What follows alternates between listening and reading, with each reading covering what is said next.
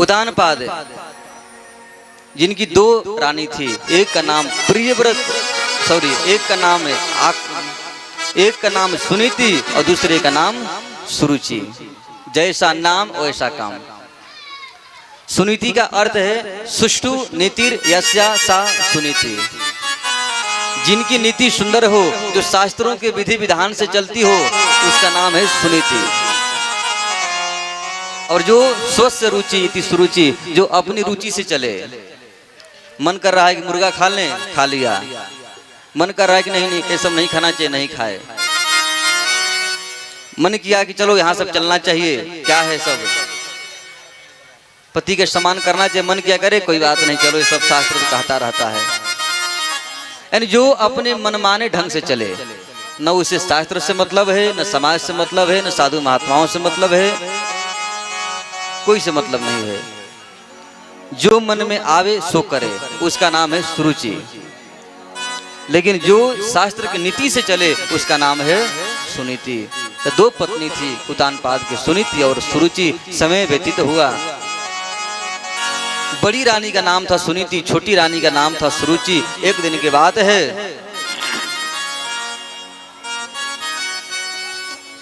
जो सुनीति के पुत्र थे जिनका नाम था ध्रुव और सुरुचि के बेटा का नाम था उत्तम।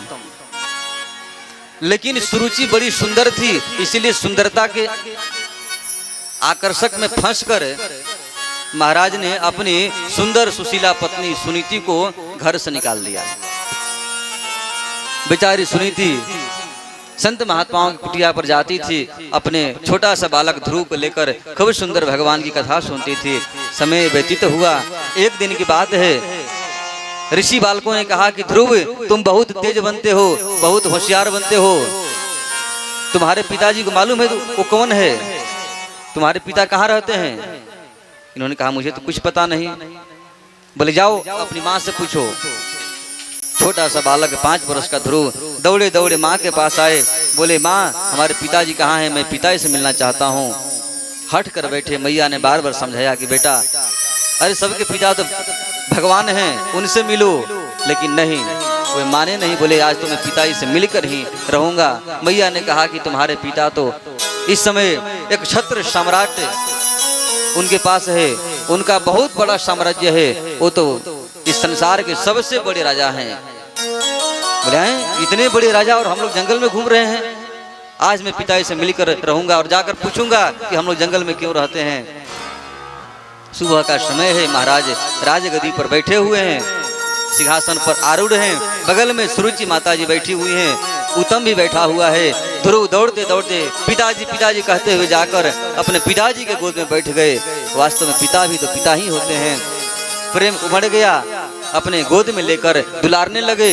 तब तक बगल में छोटी माँ सौतेली माँ बैठी थी। खड़ी होकर तुरंत हाथ पकड़कर धड़ाम से धरती पर पटक दी। एक थापड़ लगाकर बोली अरे मूर्ख, तुम इस गद्दी पर बैठने के अधिकारी नहीं हो। यदि तुझे अपने पिता के गोद में बैठना है तो जाओ भगवान विष्णु की तपस्या करो। जब वो प्रसन्न हो जाएंगे और तुमसे वरदान मांगने को कहेंगे तो जाकर कहना कि मैं माता सुरुचि के कोख से जन्म लेना चाहता हूँ। और जब तुम मेरे गोद से, मेरे कोख से, मेरे गर्भ से जन्म लोगे तब इस गद्दी पर बैठने के अधिकार प्राप्त करोगे। तपसाराध्य पुरुषम तस्यैवानु गहेण में गर्भे तुम साध्यात्मानम यदिष्यसि निर्वासनम। तुम चले जाओ इसी समय। मानो जैसे कोई विषैला सर्प को कुचल दिया हो और मरा न हो, जैसे कोई अधमरा सर्प हो। फुफकार मारता हुआ ध्रुव दौड़े दौड़े माँ के पास गए, रोने लगे। मैया समझ गई कि इसके साथ में भी कुछ गड़बड़ हो गया है। लेकिन धन्य है माता सुनीति। वास्तव में संसार में मैं कहता हूँ 2 ही माताएं ऐसी हुई हैं जिनका नाम लोग बड़े आदर से लेते हैं। एक तो माता सुनीति हुई है और दूसरी माता सुमित्रा हुई है। भगवान को जब वनवास हो रहा था, लक्ष्मण जी भगवान से कहा कि प्रभु मैं भी आपके साथ में चलना चाहता हूँ। भगवान ने कहा कि अपनी मैया से पूछो, यदि मैया आज्ञा दे दें तो हमें फिर ले जाने में कोई समस्या नहीं है। लक्ष्मण जी सोच रहे थे कहीं मैया मना कर दे तो मैं क्या करूंगा, कहीं मैया कह दे कि वनवास कुछ से मिला है तुम क्यों जाओगे, तुम तो राज भोगो। डरते डरते मैया के पास गए, बोले मैया मना मत करना, एक बात मैं पूछना चाहता हूँ। बोले क्या बेटा? मैं बन जाना चाहता हूँ भैया के साथ में, आप मुझे जाने की अनुमति दे दीजिए। मैया के आंख से आंसू आ गए। बोले अरे बेटा तुम मुझे क्यों पूछ रहे हो? पुत्रवती जबती जग सोई, न तुरु बांझ भली बात बियानी, राम कृपा ते सुत बढ़ित जानी। अरे बेटा मैं तो आज पुत्रवती हो गई, आज मुझे गर्व है कि तुम्हारे जैसे बालक का मैंने जन्म दिया है। वास्तव में संसार में वही माँ है जिनके बेटा भगवान के भक्त हैं, इसलिए मैं तो बहुत अपने आप को भाग्यशालिनी समझती हूँ। जाओ तुम मेरे से मत पूछो। अरे जिस दिन भगवान का विवाह होकर आया था, सबने मुंह दिखाई कुछ न कुछ दे रहे थे, तो मैं हमारे पास कुछ नहीं था। मैंने तुम्हारा हाथ सीता जी के हाथ में पकड़ा दिया था कि बहू यही आज से मैं मुंह दिखाई दे रही हूँ, आज के बाद ये मेरा बेटा नहीं, ये तुम्हारा बेटा हो गया है। तो पूरे मेरे से तुम क्यों पूछ रहे हो? जाओ तुम बन जाओ। और मैया ने बड़ी सुंदर बात कही कि संसार में वही माँ भाग्यशाली हैं जिनके बेटा भगवान का भक्त हो, नहीं तो जिनके बेटा भगवान का भक्त नहीं है उस माँ को तो केवल जन्म देने में बस कष्ट ही हुआ है, बाकी कुछ प्राप्त नहीं हुआ। आज वही बात माता सुनीति कह रही हैं। बोली बेटा वास्तव में संसार में सबसे अच्छी माँ तो तुम्हारी सुरुचि हुई। माँ मंगलम तात, कभी तुम उसके बारे में कुछ अशब्द मत कहना।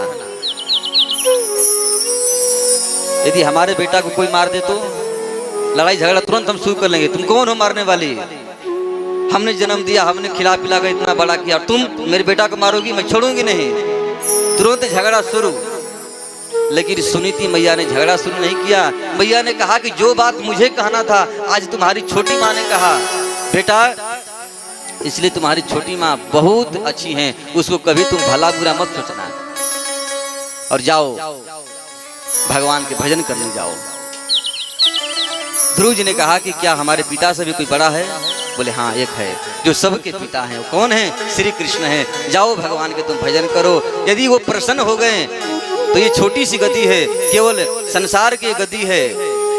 अरे यदि वो प्रसन्न हो जाएंगे तो पूरे त्रिलोक की गति पर बैठा देंगे। इसीलिए तुम चले जाओ। यदि तुम वास्तव में मेरे बेटा हो तो तुम इसी समय यहाँ से निकल जाओ। तमेव वत्साश्रयभृत्य वत्सलम मुमुक्षुभिर्मृग्य पदाब्ज पद्धतिम अनन्य भावे निज धर्म भाविते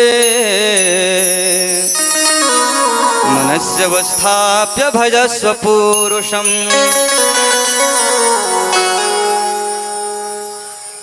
तमेव वत्साश्रय भृत्य वत्सलम, भगवान भृत वत्सल हैं, बड़े कृपालु हैं, इसीलिए तुम चले जाओ और जाकर उनकी भजन करो। अनन्य भाव से भजन करना। ध्रुव जी वहां से निकले हैं। जैसे ही आगे बढ़े, विष्णु पुराण में लिखा है, जैसे ही थोड़ी सी आगे बढ़े, इधर जाकर जो उनके मंत्री थे जाकर सलाह दिए कि महाराज यदि ध्रुव को आप नहीं रोकेंगे तो बहुत भारी यहाँ पर हंगामा हो जाएगा, विद्रोह हो जाएगा प्रजा में, इसलिए कुछ करके उनको रोकिए ध्रुव को। दौड़ते दौड़ते भागे भागे मंत्रियों को भेजे, जाओ कह दो कि मैं आधा राज्य पाठ आपको दे दूंगा आज ही, लेकिन तुम जंगल मत जाओ, लौट कर आ जाओ। जाकर सैनिकों ने कहा कि ध्रुव महाराज आपको तो आधा राज्य मिल रहा है, अब जंगल जाने की कोई आवश्यकता नहीं है, आधे राज्य आपका हो गया। ध्रुव जी बड़े प्रसन्न हो गए, बोले धन्य है प्रभु, अभी हमारे पास कुछ नहीं था लेकिन थोड़ा समय आपके तरफ कदम बढ़ाया और मुझे आधा राज्य मिल गया।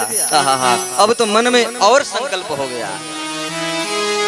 मंत्र जाप मम दृढ़ विश्वासा पंचम भजन सो वेद प्रकाशा। भगवान के नाम में विश्वास होना चाहिए। हम लोग को विश्वास नहीं होता है, लोग यही कहते हैं कि हरे कृष्णा करने से क्या होने वाला है। नहीं, इस मंत्र में बड़ी शक्ति है। एक मैं छोटी सी आपको कथा सुनाऊं, वृंदावन की सच्ची घटना है। जमुना जी के तट पर एक बड़ी सुंदर महात्मा जी कथा सुना रहे थे। महात्मा जी कह रहे थे, भटक रहे हो संसार में कर कर भ्रष्टाचार, मनुष्य इस भाव से कैसे उतरे पार।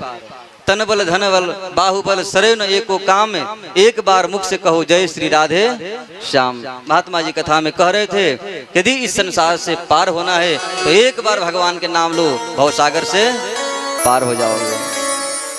अब बेचारी एक ग्वालिनी प्रतिदिन दही बेचने जमुना जी के पार जाती थी। उस दिन दही जल्दी बिक गया था, इसीलिए वो भी आकर कथा में बैठ गई थी। अब बेचारी पढ़ी लिखी थी नहीं, उसे पता नहीं था कि भवसागर क्या है। वो जानती थी कि भवसागर बहुत बड़ी कोई नदी है और राधे श्याम कहने से उस नदी से हम आराम से बिना नाव के पार हो जाएंगे। भवसागर यही है जहाँ संसार में हम बैठे हैं, यही भवसागर है। लेकिन वे सोची कोई भवसागर नदी है। मन में संकल्प की, मन में सोचने लगी कि मैं तो झूठों के पैसा रोज खर्चा करती हूँ, प्रतिदिन मैं दही बेचने जाती हूँ, 1 रुपये रोज खर्च होते हैं नाव का, काहे के खर्चा करना। राधे श्याम कहते जमुना जी में फैल जाऊंगी, पार हो जाऊंगी। उसको इतना विश्वास हो गया।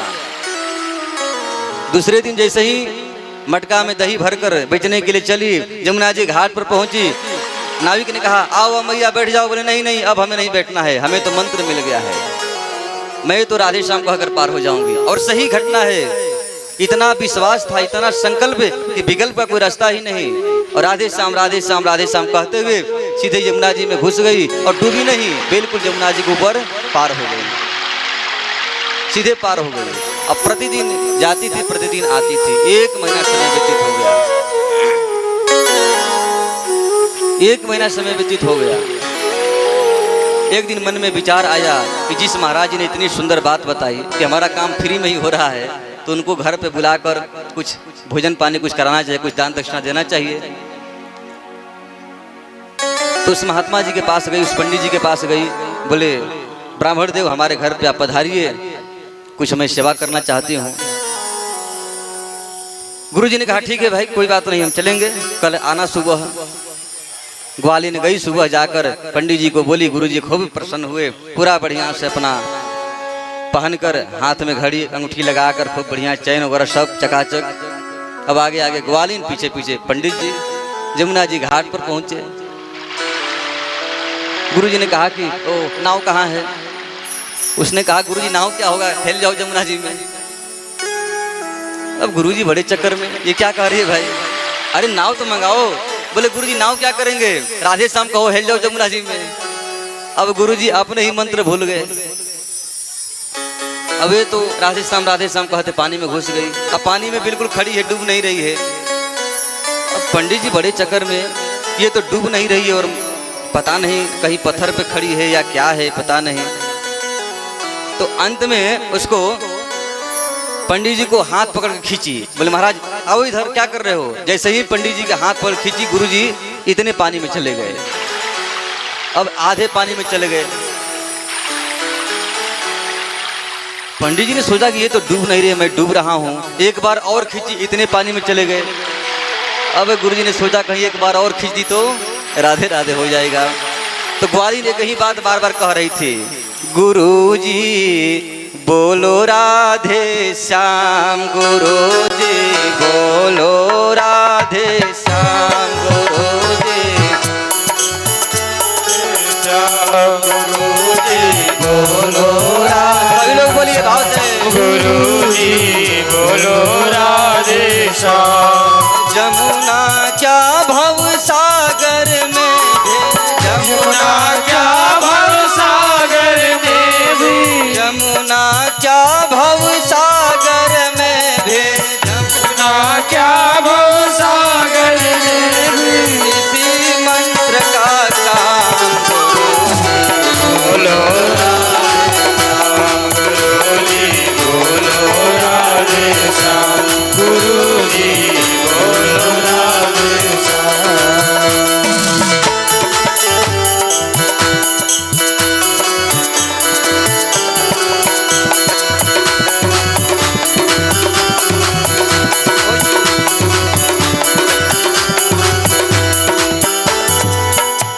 बार बार करे गुरु जी राधे श्याम कहो। अब गुरु जी राधे श्याम भूल गए। गुरु जी सोचे कि ये तो डूब नहीं रही और मैं डूब रहा हूँ। गुरु जी ने सोचा कहीं ये डायन तो नहीं है, हो सकता है ये कोई मंत्र जानती हो, कहीं डायन हो, कहीं पिशाचिनी हो, या कोई बटमारिनी नार हो, हमें मारने के लिए ये प्लान बनाई है। गुरु जी ने कहा कि भाई हमारी घड़ी ले लो, सोना की घड़ी है, लेकिन हमारी जान छोड़ दो। ये अंगूठी ले जाओ, सब ले जाओ, लेकिन हमें छोड़ दो।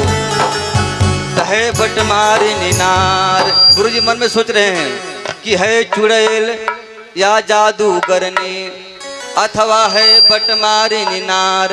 यही सोच कर पंडित जी झट करन लगे पुकार, उबारो राधा वर घनश्याम। उबारो राधा वल्लभ लाल, उबारो राधा वल्लभ लाल।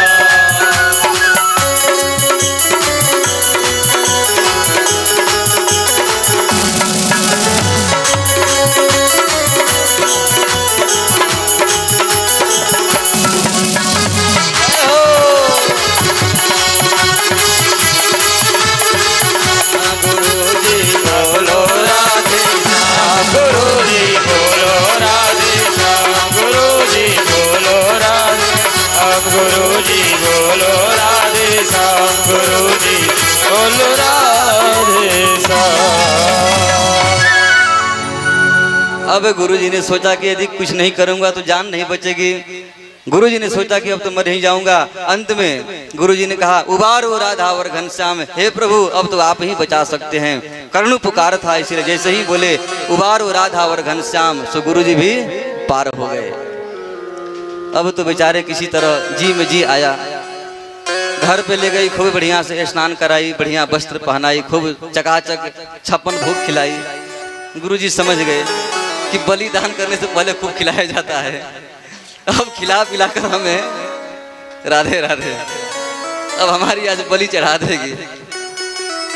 अंतिम कथा है, अब इसके बाद कथा नहीं होने वाली है। बेचारे डर डर के खा रहे हैं। बोले अरे गुरुजी खाओ खूब। अब कहाँ से अंदर जा रहा है। बेचारे किसी तरह भोजन किए। अंत में खूब बढ़िया से दान दक्षिणा देकर, वस्त्र देकर बोली गुरुदेव अब आप जाइए। बड़ा उन्हें आश्चर्य हुआ, ऐसा क्यों? गुरुजी ने कहा कि हमें कुछ समझ में नहीं आ रहा है, ये सब क्या हो रहा है। उसने कहा गुरुदेव आपकी कृपा से मुझे एक मंत्र प्राप्त हुआ। आप वहीं एक दिन कथा में कह रहे थे कि यदि भवसागर से पार होना है तो बस भगवान के नाम लो, पार हो जाओगे।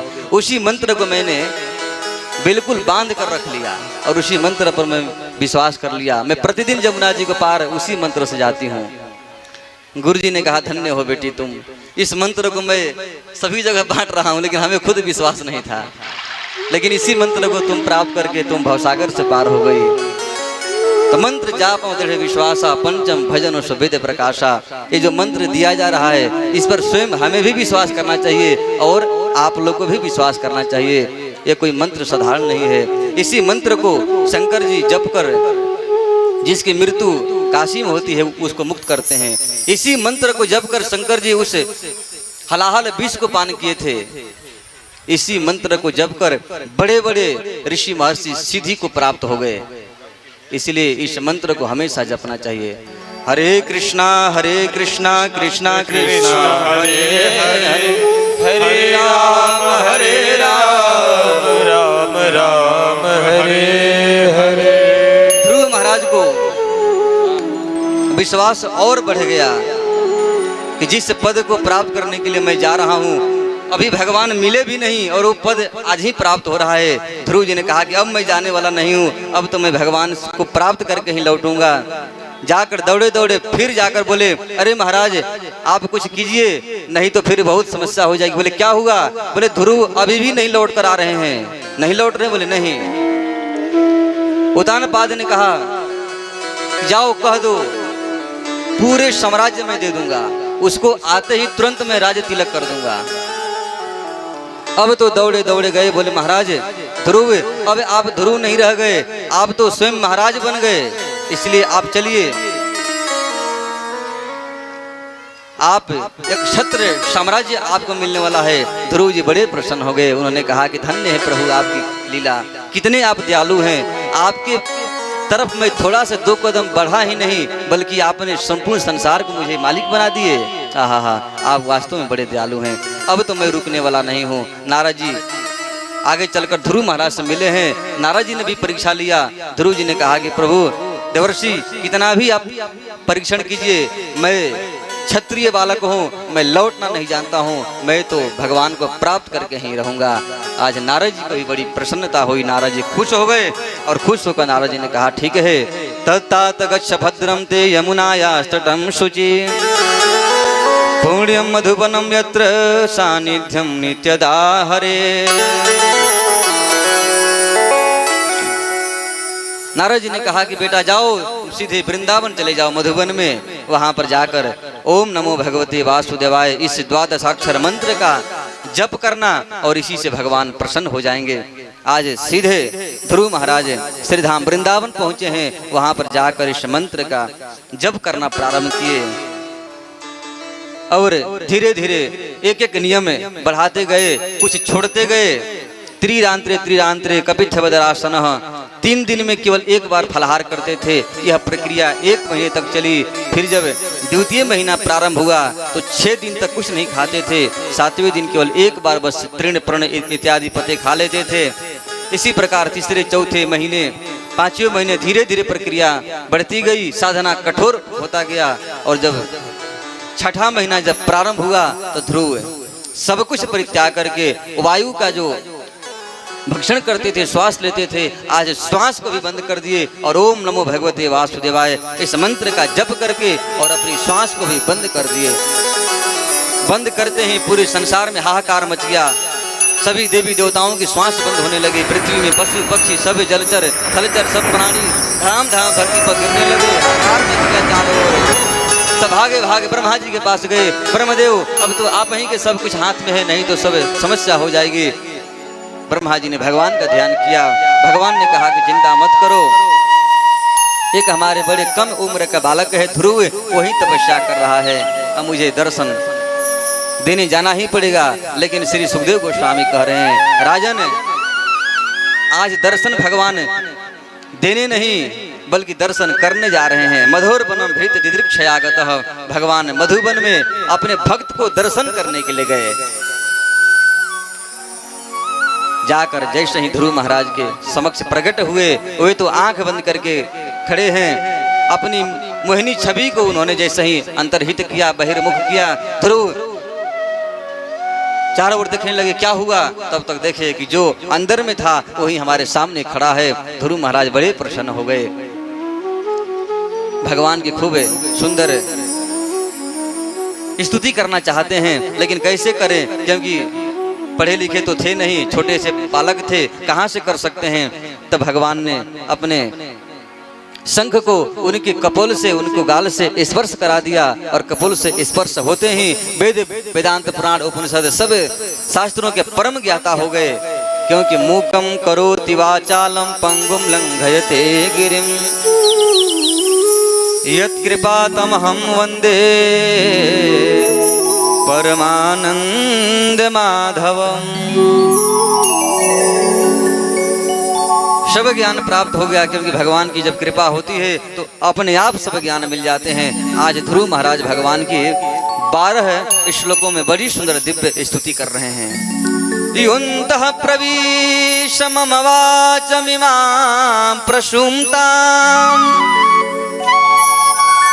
संजीवयत्यखिल शक्तिधरः स्वधाम्ना अन्यान् सहस्त्रचरण श्रवणत्वगादीन्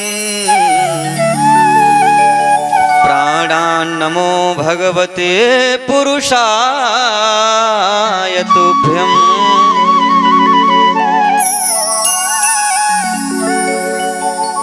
करें प्रभु, मैं आपको प्रणाम कर रहा हूँ। योन्तः प्रविश्य मम वाचम इमाम प्रसुप्ताम। इमाम यानी जो मेरी वाणी प्रसुप्त हो गई थी, उस वाणी को आपकी कृपा से आज पुनः बोलने लायक हो गई। उस वाणी से मैं आपको कुछ कह पा रहा हूँ, इसलिए मैं आपको बार बार प्रणाम कर रहा हूँ। क्योंकि ये सुप्त वाणी थी, उसको आपने जागृत कर दिया और एक से एक बड़ी सुंदर दिव्य स्तुति की। अंत में भगवान ने उनको वरदान दिया कि जाइए, अब आप